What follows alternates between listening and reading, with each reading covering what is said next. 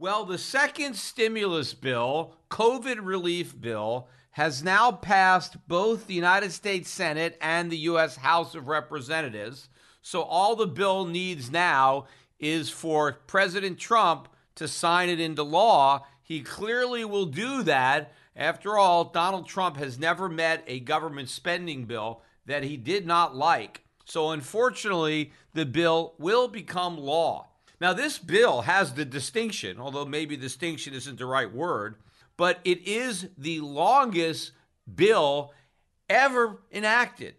The total page count is 5,593 pages long in a single bill. Now, I know they rolled this stimulus bill into some other bills, so there's a lot of stuff in there. But whatever is in there, the ink is barely dry. They finished this bill, right? They finished writing it on Sunday night.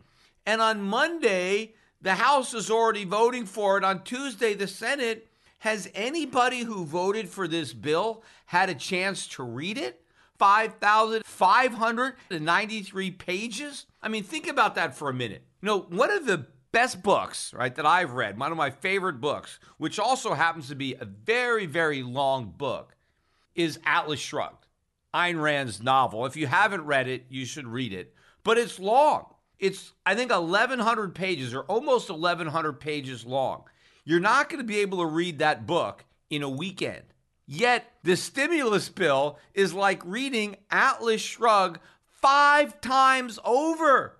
Did anybody read this bill? You know, I checked. I didn't realize, but the Bible, or the average Bible, only has about 1,200 pages. You figure the Bible is pretty long, right? Well, not nearly as long as this stimulus bill. Can you read the Bible in a weekend? I don't think so. So clearly, nobody read this bill. In fact, I looked up on the internet. A lot of the people who listen to my podcast probably don't remember the encyclopedias. You know, I mentioned on my last podcast about people working their way through college. Well, one way people used to work their way through college was selling encyclopedias door to door. You know, now you've got the internet. So, I mean, they put encyclopedias out of business. But I used to have the World Book encyclopedias, right? The two big ones were World Book and then Britannica. But they were very expensive. There were lots of volumes. The typical World Book, I think, all of the volumes, and they would break it down by letters, right? One book would be letter A, then letter B, and so on. Well, if you added up all the books of the encyclopedia, World Book, I think it's about 15,000 pages. So it's longer than the stimulus bill.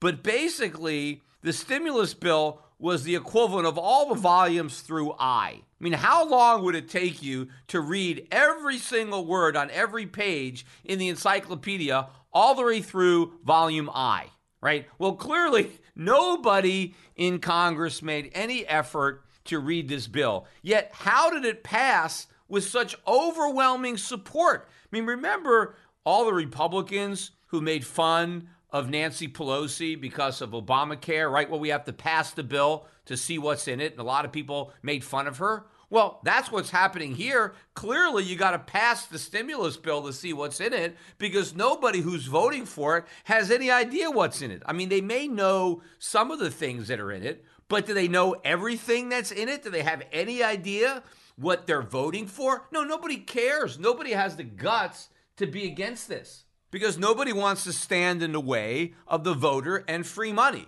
Now, I don't want to say nobody because there were some principled Republicans, not many, but some, who voted against it. In the House of Representatives, there were 50. In fact, there were 51 if you count Justin Amash, but he's no longer a Republican. He is a libertarian. So those 51 people voted against it. There were only 2 Democrats in the entire House, right? Because the bill passed 359 yay, 53 nay. There were 2 Democrats that voted against it. Rashid Tlaib of Michigan and Tulsi Gabbard of Hawaii. Remember Tulsi, she ran for president as a Democrat. I think Rashid objected to it because it just was too small. She voted against it on the principle that it wasn't socialist enough. They weren't giving away enough free money. And I think Tulsi was more upset that too many rich people qualified for free money. So I respect her for standing on that principle because she is correct. A lot of wealthy people and businesses are going to get a bunch of money, and I will go over that a bit later. But that's why those two Democrats opposed. Now, in the U.S. Senate, there were only 6 Republicans that had the guts to vote against this monstrosity. It passed in the U.S. Senate by overwhelming support. There wasn't a single Democrat that voted against the stimulus.